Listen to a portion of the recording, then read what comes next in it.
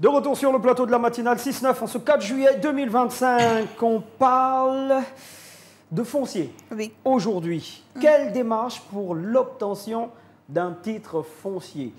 Ah, ça c'est une belle thématique. C'est une très belle thématique. Déjà, hier, on recevait le secrétaire général du ministère de l'Environnement, de l'Écologie et du Climat. Exactement. Et bien sûr, c'est relatif, sinon cette thématique est relative aux récents événements. Vous savez, vous êtes sans ignorer qu'il y a une vague justement de restructuration, hein, on le dira comme ça, dans les zones urbaines. Et bien sûr, pour en parler, donc, il faut avoir des terrains. Oui, on a des terrains. Moi, j'ai un terrain, hein, c'est ancestral, voilà. Mais comment ça se fait? Je veux construire et tout. Bon, aujourd'hui, on a le privilège de recevoir M. Pépito Ulrich Albin Mombé, directeur juridique et du contentieux à l'ANUTTC. C'est la personne qu'il fallait. La personne qu'il fallait, qui revient nous voir. Et c'est un réel plaisir de vous retrouver. Bienvenue. Bienvenue, encore. Merci, plaisir partagé. Comment allez-vous? Je vais très bien, j'espère que vous également. Magnifiquement bien, surtout quand on sait qu'on aura des informations de taille. Parce que la question du foncier en ce moment, c'est d'un enjeu capital. Déjà, comment on définit le foncier? Le foncier, c'est d'abord toutes les surfaces sur lesquelles on peut réaliser des constructions, pour parler simplement, et dont on acquiert la propriété que par le biais d'une procédure clairement définie par la loi, qui commence à l'ANUTTC, et j'ai envie de dire qui s'achève à la conservation de la propriété foncière et des hypothèques. Avant d'arriver là-bas, lorsqu'on est directeur juridique et contentieux, c'est comme ça qu'on le dit, directeur juridique et contentieux. Et du contentieux. Et du contentieux à l'ANUTTC, et qu'on est face à ces récents événements, comment est-ce que vous l'analysez, vous qui êtes du côté de l'ANUTTC? J'ai envie de dire qu'il y a eu une communication exhaustive et claire de la présidence de la République par le biais de son porte-parole. Il y a également eu une communication claire du président de la République, chef de l'État. Il y a même eu la mise en place d'une commission d'enquête. Je crois que j'invite simplement les compatriotes à attendre les conclusions de cette commission. Très bien. Pour avoir l'information qu'il faut, disons, la bonne information. Mais contentieux, là, c'est-à-dire conflit? Oui. Il y a souvent des conflits en rapport avec le foncier, puisque vous êtes professionnel du domaine juridique dans ce couloir-là. Quels sont les conflits qui reviennent le plus souvent lorsqu'on parle du foncier? Bon, dans le cadre de ma fonction, il y a une distinction à faire entre le litige, directeur juridique et du contentieux, autant pour moi. Tout ce qui tourne autour du contentieux est lié aux procédures engagées par les compatriotes.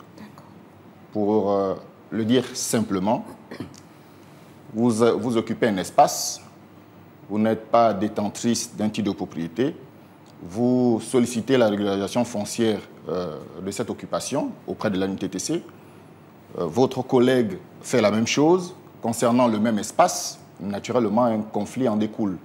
Et la direction juridique du contentieux a en charge de régler le conflit, bien évidemment conformément à ce que la réglementation foncière prévoit. D'accord. Là, vous avez pris un bel exemple. Donc, oui, il faudra nous dire, on chute comment? Moi, j'ai entamé les démarches, parce que j'ai ma parcelle de terre, j'entame les démarches en juin à l'ANUTTC, où j'ai pas le titre foncier, mais comme on appelle ce que... Titre de propriété? Titre de propriété. Y a-t-il une différence déjà? Voilà, qu'est-ce que l'ANUTTC me délivre? L'ANUTTC vous délivre ce qu'on appelle une décision portant cession en toute propriété. C'est l'occasion pour moi, madame, de lever un équivoque qui est malheureusement entretenu dans la société. Dans le processus d'obtention de titre de propriété au Gabon, deux entités interviennent. L'ANUTTC en amont, la conservation foncière en aval. L'ANUTTC, la décision qui est prise par l'ANUTTC permet la sortie du terrain que vous sollicitez du domaine privé de l'État, donc du patrimoine de l'État, et son intégration dans votre patrimoine.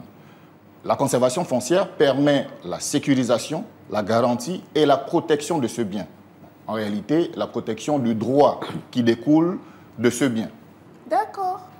Donc la démarche que je fais, j'entame à l'ANUTTC, n'est pas suffisante. Je ne peux pas m'arrêter là avec ce document délivré par l'ANUTTC. Je ne suis pas à l'abri des conflits ou mon terrain, ma parcelle n'est pas sécurisée. Il y a un avantage à saisir la conservation foncière parce que le titre foncier a une qualité, j'ai envie de dire, exceptionnelle, c'est qu'il est irrévocable, inattaquable et imprescriptible. Inattaquable, ça veut dire qu'en réalité, il ne peut faire l'objet d'aucune contestation devant une juridiction quelconque.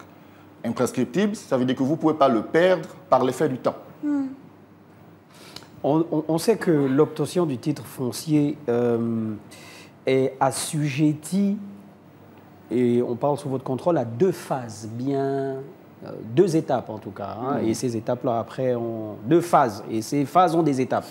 Il y a une phase purement administrative, qui est donc sous le manteau de l'ANUTTC, on le dira ainsi, et une phase plus ou moins judiciaire, qui regarde cette fois-ci la conservation foncière, sauf erreur de ma part. Quelles sont les étapes, justement, du côté de l'ANUTTC? Parce qu'aujourd'hui, on a l'impression que certains Gabonais se plaignent d'une lenteur administrative, du côté de l'ANUTTC, en tout cas, pour parler de l'ANUTTC, parce que c'est l'entité que vous représentez ce matin, en se disant qu'une fois que j'ai déposé à l'ANUTTC, une fois que l'ANUTTC a délivré tous les documents administratifs, je peux m'arrêter là. T'es là. Et tout le monde peut tirer sur l'ANUTTC même en se disant « oui, mais mon titre foncier, l'ANUTTC dur ». On a l'impression que les gens ne sont pas au fait réellement des étapes et des différentes phases à respecter pour l'obtention d'un titre foncier. Que fait l'ANUTTC? Je vais vous énoncer les différentes étapes. Mais j'insiste, l'ANUTTC ne délivre pas les titres fonciers. Très bien. L'ANUTTC délivre des décisions portant cession en toute propriété sur les parcelles que les compatriotes sollicitent. Vous occupez un espace. Vous n'êtes pas détenteur d'un titre de propriété. Cet espace est dans le domaine privé de l'État, s'il n'est pas dans le domaine public. Vous saisissez l'ANUTTC par le biais d'un courrier adressé à son directeur général, par lequel vous sollicitez la régularisation de vos situations foncières. Il y a une première étape, qui est d'ailleurs très importante en raison de l'actualité, c'est l'enquête foncière. L'enquête foncière permet à l'agence, du moins à ses techniciens, d'aller sur le terrain, procéder à des levées, rentrer les données dans notre base rentrer les éléments dans notre base de données pour déterminer si l'espace que vous sollicitez est libre de toute occupation, s'il peut faire l'objet d'une cession, s'il n'est pas dans une zone déclarée d'utilité publique, s'il n'est pas dans une zone faisant déjà l'objet d'un autre type de propriété. Après l'enquête foncière, si vous avez un avis favorable, ça veut dire que l'espace que vous sollicitez est cessible. Il y a ce qu'on appelle, il est dressé ce qu'on appelle un plan de situation. Donc, bien évidemment, pour déterminer la surface que vous sollicitez. Après le plan de situation, il y a un plan d'état des lieux pour affiner la superficie que vous sollicitez. Une fois le plan des lieux établi, on procède à la formalité de publicité. On va sur le terrain, on appose une affiche consistant à informer les potentiels détenteurs de droits de ce que un tiers sollicite l'attribution de cette parcelle. Il s'écoule un délai de 15 jours, durant lequel la réglementation foncière prévoit que les potentiels détenteurs de droits doivent formuler des oppositions. Au terme de ce délai, il est délivré ce qu'on appelle un certificat d'affichage sans opposition. C'est la preuve de ce qu'aucun riverain, aucun détenteur de droits concernant l'espace n'a formulé une opposition. Après le certificat d'affichage sans opposition, il est procédé au bornage, c'est-à-dire à la définition définitive des limites de la parcelle. Une fois que le bornage une fois qu'on a procédé au bornage, si vous avez réalisé une construction, pour réaliser une construction au Gabon, il faut se conformer à une réglementation, et notamment l'ordonnance 6. Si vous avez réalisé une construction, on va faire ce qu'on appelle l'évaluation du cadre bâti. D'accord. Et bien évidemment, cette évaluation va découler sur le paiement d'une amende, parce que vous avez construit 1, sans titre de propriété, 2, sans permis de construire. Une fois l'évaluation du cadre bâti faite, on a ce qu'on appelle la lettre de paiement. Ça veut dire que nos techniciens évaluent le coût de votre parcelle en fonction de sa localisation et de sa superficie. Vous recevez la lettre de paiement avec le prix de votre parcelle, vous payez le prix, et vous est délivré la décision portant cession en toute propriété. Sauf que Et j'ai envie de rebondir sur ce que vous disiez tout à l'heure. Vous ne devez pas vous arrêter là. Même si vous avez obtenu une décision portant cession en toute propriété de la NUTTC, vous avez simplement la preuve de ce que le bien est sorti du domaine privé de l'État pour entrer dans le vôtre. Sauf qu'il faut par la suite le sécuriser. Et pour le sécuriser, vous devez vous rendre à la conservation foncière, requérir ce qu'on appelle l'immatriculation de vos droits réels ou du moins de la parcelle pour obtenir le titre foncier qui, comme je vous l'ai dit précédemment, sécurise, garantit et protège vos droits sur la parcelle. Alors, il y a la réaction de Loïc Zanzou. Il dit, mais si déjà la NUTTC valide, pourquoi aller encore vers l'autre entité? On a l'impression que c'est fait à dessein. Donc, il a l'impression que cette démarche-là alourdit les choses. Et je rebondis par rapport à la réaction de notre internaute. Est-ce qu'il peut arriver que pour une parcelle, par exemple à Bikele, moi, Modeste comme je décide d'entreprendre les démarches à la NUTTC qui me délivre ce décision portant cession de propriété. Très bien. Est-ce que Sirocos, puisque la parcelle n'est pas sécurisée, est-ce que Sirocos peut arriver aussi avec les mêmes données de cette parcelle-là? Est-ce que la NUTTC va dire non? Il y a déjà une citoyenne qui a entamé des démarches pour sécuriser, enfin pas sécuriser, mais pour cette même parcelle. Parce que si ce n'est pas le cas, c'est-à-dire si il peut arriver, il passe par la NUTTC, il me dévance et va à la prochaine entité.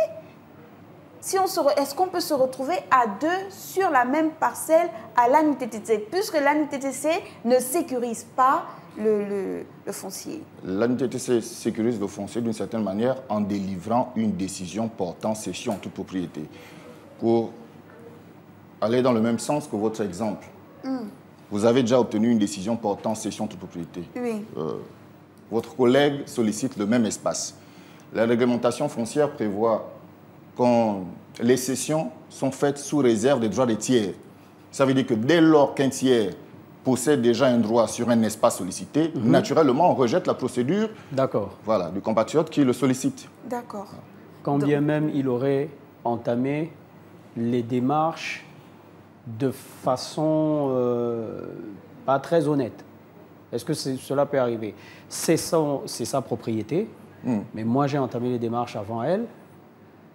Je ne sais pas si vous voyez ce que je veux dire. Je vois ce que vous voulez dire. Exactement. Parce que ce sont les conflits qui reviennent à chaque fois. Je vais vous répondre. Dès lors qu'une décision portant cession en toute propriété est délivrée par l'administration, la NUTTC c'est une administration. Bien sûr. Si vous estimez que vous êtes préjudicié par cette décision, libre à vous de saisir les juridictions compétentes, en l'occurrence les juridictions administratives, tribunal administratif, etc. Si vous voulez contester cette décision portant cession en toute propriété, il y a des délais prévus par la réglementation. 3 mois après son édiction ou 4 mois maximum après son édiction. Si vous contestez au-delà de ces délais prévus par la réglementation, vous êtes obligé d'aller devant le juge administratif. Nous sommes des médias. Peut-être que l'impression qu'on a, elle est fausse. Mais on se dit quand même qu'il y a un vrai souci en termes d'information. Tout ce qui concerne le foncier, on a l'impression que les populations ne sont pas suffisamment informées. Est-ce que est-ce que vous avez le même ressenti en étant vous, membre de la NUTTC? Est-ce que vous avez l'impression que quand un citoyen vient, il sait ce qu'il vient chercher, il connaît la prochaine étape? Je dirais que c'est l'occasion pour nous de vous remercier, de nous offrir l'occasion d'édifier les compatriotes sur les procédures à mener pour devenir propriétaires. Bien évidemment, de nombreux compatriotes ne sont pas au fait de la réglementation foncière. Mais j'ai envie de dire ceci. C'est une formule qu'on utilise beaucoup en première année de droit et qu'on retient, c'est « dura lex sed lex ». La loi est dure, mais c'est la loi. Nous vivons dans des centres urbains. Nous aspirons tous au développement de notre pays. Nous devons donc contribuer à son développement en essayant au maximum de respecter la réglementation. On ne peut pas occuper un espace dont on sait qu'on ne détient aucun titre de propriété et ne pas se rapprocher de l'administration. J'ai envie de dire, l'actualité devrait même inciter les compatriotes à se rapprocher de l'administration. C'est très important. Lorsque j'égrenais tout à l'heure le chapelet des différentes étapes pour obtenir une décision portant cession à la NUTTC, j'évoquais l'enquête foncière. Elle est très importante. Très importante. Oui. Parce qu'elle vous permet de savoir si vous êtes un squatter, même si de nombreux compatriotes n'aiment pas le terme, mais j'ai envie de leur dire que lorsque vous avez une enquête foncière et que vous êtes traité de squatter, c'est avantageux pour vous. Ça veut dire que votre procédure n'est pas litigieuse et qu'elle va certainement se poursuivre. Donc, lorsque vous êtes un squatter du domaine privé de l'État, rapprochez-vous de l'administration. C'est très important.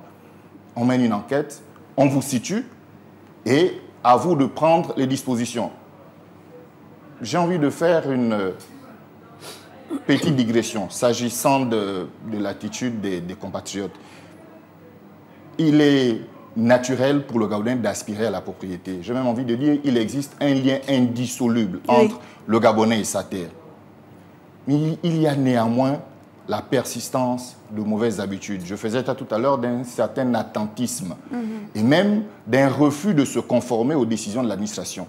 De nombreux compatriotes, lorsqu'ils saisissent l'administration, sont clairement informés de ce que les sites qu'ils occupent font l'objet d'une déclaration d'utilité publique, ou sont par exemple dans la zone tampon du parc national d'Akanda, ou sont même dans le parc d'Akanda. C'est un espace protégé. Le Gabon, grâce aux plus hautes autorités, est à la pointe de la protection de l'environnement. Donc on ne cède pas les espaces qui sont dans le domaine public, parce que la zone tampon et le parc national d'Akanda relèvent du domaine public. Mais vous avez des compatriotes, au mépris des décisions de rejet, qui s'installent quand même. Comme vous avez des compatriotes... Comment pour s'approprier ces endroits, M. Mombé? Ils arrivent tout simplement et puis ils construisent? Ils s'installent, tout simplement. C'est la même chose pour les zones déclarées d'utilité publique. Lorsqu'ils introduisent les procédures, il leur est clairement dit que les zones concernées ne peuvent faire l'objet d'aucune cession parce qu'il y a un projet de l'État. Sauf qu'ils s'entêtent, ils restent, et puis malheureusement, on arrive à ce à quoi on assiste. Au vu de l'actualité, vous devez certainement, enfin, il serait logique que dans les locaux de l'ANUTTC, il y ait aujourd'hui un trafic humain incroyable. C'est-à-dire qu'il y a aujourd'hui des personnes qui essaient de régulariser leur situation au vu de l'actualité finalement. Moi, j'aimerais revenir sur un propos qui m'a vraiment attiré, c'est... Et corrigez-moi si je me trompe, c'est des pénalités de paiement. Alors, vous étiez en train d'en parler, sauf si le terme n'est pas le bon. Lorsque vous êtes sur un terrain, qu'il soit ancestral, parce qu'il existe des terrains... Non, malheureusement, la réglementation foncière gabonaise ne reconnaît plus l'ancestralité. Ne reconnaît plus. Donc, ça veut dire que moi, je vis à Akébé, un exemple simple. Mon père a vécu à Akébé. Mon grand-père a vécu à Akébé. C'était le terrain de mon arrière-grand-père. Et on a tous construit là. L'État ne reconnaît plus cela. C'est ce que vous êtes en train de dire. J'ai envie de dire, si vous permettez que je vous prenne au vol, ce n'était pas le terrain de votre père parce qu'il n'était pas détenteur d'un titre de propriété. Ou du moins d'un titre. Mais est-ce qu'à l'époque de mon grand-père, il y avait les titres de propriété? C'est ça. Oui, le terme ancestral nous renvoie quand même à très loin dans sa définition. Le premier titre foncier au Gabon, enfin, ce qu'on peut considérer comme le Gabon, a été délivré le 26 mai 1905. 1905. Voilà. Donc, l'usicapion, c'est-à-dire l'acquisition d'un terrain par l'effet du temps. Donc, le simple fait d'occuper un terrain pendant 10 ans, 15 ans, 20 ans, 30 ans, 40 ans, ne vous donne pas, malheureusement, en fonction de la réglementation en vigueur, la propriété de cet espace. Vous devez vous rapprocher de l'administration parce qu'au Gabon, toutes les terres qui ne font pas l'objet de titres fonciers, de décisions portant cession de toute propriété, de décrets définitifs, à minima de décrets provisoires, sont dans ce qu'on appelle le domaine privé de l'État. Bien évidemment, je mets de côté le domaine public. Dans le domaine privé de l'État, sont donc la propriété de l'État. Et pour en devenir propriétaire, il faut vous rapprocher des administrations compétentes, en l'occurrence l'ANUTTC en amont et la conservation de la propriété foncière en aval. Le premier titre foncier, 1905. Oui. L'État devient État en 1960. 1960, oui. Donc, le premier titre foncier vient avant que l'État ne soit État. Du coup, et l'État vient nous dire que de 1905... De fois, me dit bonjour. Attendez, parce qu'il faut qu'on comprenne. Oui. Alors, de 1905, c'était la propriété de qui, si ce n'est celui qui avait eu son premier titre foncier. Donc, l'État vient lui dire que, bon, je nais après toi, mais c'est chez moi. Mais c'est chez moi. Bon, soit. Là où je voulais en arriver... Non, c'est pas soit. Non, c'est intéressant. Je vais vous répondre. Ne perdez pas vos idées. Je vous réponds. On en en face d'un homme de loi. Il y a ce qu'on appelle le principe de la continuité. L'État gabonais a hérité des administrations coloniales. Donc il y a une continuité, j'ai envie de dire, de la réglementation. Mais en rebondissant sur vos propos, j'ai envie également de dire ceci. Entre 1905, donc le premier titre foncier qu'on peut considérer comme ayant été délivré par le Gabon, et 2011-2012, création de la NTTC, 16 000 titres fonciers. Depuis 2012, à ce jour, 35 000. 35 000. Enfin. J'ai également envie de dire quelque chose aux compatriotes. Il y a naturellement des reproches qui sont, pour certains, justifiés, portés à l'endroit de l'ANTTC. Mais beaucoup de compatriotes font également dans l'incivisme. L'ANTTC aujourd'hui a un actif non recouvré de 14 milliards. 14 milliards. Ça veut dire qu'il y a des compatriotes qui ont des décisions déjà signées, mais qui refusent de les recevoir simplement parce qu'ils ne veulent pas payer le prix de cession. D'accord. Oui, oui, 14 milliards. Donc, rendez-vous compte. L'ANTTC, c'est moins d'une centaine d'agents. Est-ce qu'il n'y a pas des outils de persuasion? Moins d'une centaine d'agents. On en fera usage certainement si les compatriotes ne daignent pas se présenter incessamment. Dans tous les cas, on communiquera sur cette question. L'ANTTC, je le disais, c'est moins d'une centaine d'agents, autour de 30 à 40 demandes de régulation foncière par jour. Grâce aux plus hautes autorités, en tête desquelles le président de la République, chef de l'État, chef du gouvernement, pour la première fois depuis sa création, l'ANTTC va procéder à des aménagements, donc à la création de parcelles qui seront par la suite cédées aux compatriotes. Depuis sa création en 2012, c'est la première fois dans son histoire que l'ANTTC va pouvoir procéder à des aménagements. Elle n'avait pas le moyen de le faire avant. Donc, on entend, on comprend les reproches des compatriotes qui sont d'ailleurs même justifiés. Comme je le disais, il y a un lien indissoluble entre le Gabonais et sa terre. C'est une aspiration naturelle pour le Gabonais d'accéder à la propriété. Il y a des mécanismes qui ont été mis en place par l'État, par les autorités, par les plus hautes autorités. Je vois le verre à moitié plein. Je suis optimiste. J'espère que les choses iront pour le mieux. Monsieur Mombé, et là, juste pour rentrer dans ce que je voulais poser comme question. Alors, nous sommes Gabonais et la réalité, c'est que nous sommes légion à avoir construit sans titre de propriété et sans autorisation de construire. Parce que ma mère a son terrain, et je vais revenir dessus, elle m'a donné ma place. Oui. Elle a donné ma place à ma petite sœur, il y a la place de mon petit frère, il y a la place de mon grand frère. Oui. Ça voudrait dire qu'en arrivant à l'ANUTTC pour régulariser ma situation, dans le but d'obtenir de façon factuelle un titre foncier, un titre de propriété, je paierais d'abord une amende, c'est cela, parce que j'aurais construit avant. Est-ce que c'est... C'est ça. L'amende est indexée au prix de cession. Ah ouais. Le pays, c'est important de le savoir. Le Gabon est un état de droit. Comme je le disais précédemment, nous aspirons au développement. Pour accéder au développement, il faut se conformer à un certain nombre de règles. Ces règles consistant à obtenir une autorisation de construire ne sont pas, j'ai envie de dire, ne sont pas banales. Elles ont été instaurées pour garantir le développement harmonieux de nos villes. Vous avez, je crois que c'était sur votre plateau, je rappelais déjà que vous avez un carrefour, vous avez une bifurcation, un compatriote vient élever un R+4 ou un R+5, de sorte que les usagers de la voie publique qui viennent ne puissent plus voir les véhicules qui viennent de l'autre côté. Donc, l'utilité d'avoir une autorisation de construire, c'est justement pour veiller à ce que les constructions qui sont réalisées ne dénaturent pas l'objet même, ou du moins l'organisation de la cité. Donc, ce sont des préalables nécessaires pour construire un pays gabonaise, ou du moins pour ne pas payer, simplement, pour ne pas payer ces pénalités. Suivez les procédures, obtenez un titre de propriété et par la suite sollicitez l'autorisation de construire dans la mairie de votre localité. On est beaucoup qui allons payer les pénalités. Hein. Malheureusement. On est beaucoup à avoir construit. Mais à ce propos, j'ai envie de dire que, et pour rappeler aux compatriotes, je parle de prix de cession. Ça peut peut-être freiner les velléités de certains.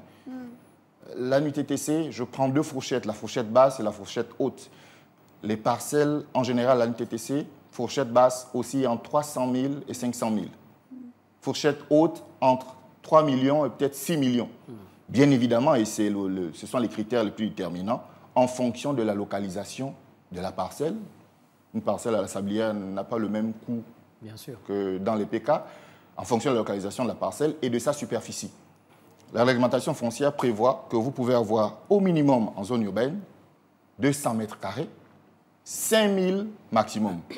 Donc vous allez payer le prix en fonction de l'espace que vous sollicitez. Si vous sollicitez 5 000 mètres carrés dans une zone comme la Sablière, ne vous étonnez pas à payer un montant plus élevé. Mais ce montant, bien évidemment, est toujours à la portée, j'ai envie de dire, de toutes les bourses. Tout est question de pédagogie, d'information. Merci beaucoup d'être passé sur notre plateau. On n'a même pas envie de vous laisser partir. Il y a plein de questions, mais je pense que ces 26 minutes ont été très intéressantes. Ils sont nombreux à être connectés, certainement devant leur poste téléviseur. Sirocos, nous recevions alors... Monsieur Pépito Ulrich Albin Mombé, directeur juridique et du contentieux de l'ANUTTC. C'est toujours un plaisir de discuter de foncier avec lui. Les réponses sont tellement claires et les explications précises. Maintenant, vous savez ce qu'il faut faire. Donc, on se donne rendez-vous à l'ANUTTC. Pas moi, hein. Nous, on est en règle, n'est-ce pas, Sir? Mais on viendra quand même vous voir. Faire quoi? Nous, on est en règle. Non, parce qu'on est nombreux à devoir payer des pénalités. Oh, c'est pas possible. On vous souhaite une excellente journée. Soyons aussi avec ceux qui doivent en payer. On vous souhaite une excellente journée. Restez sur Gabon 24. Vous aurez des informations comme celles que l'on vient d'avoir là avec notre professionnel du secteur. Petite transition. Derrière, on retrouve Christella Moundiouf pour la suite de la matinale.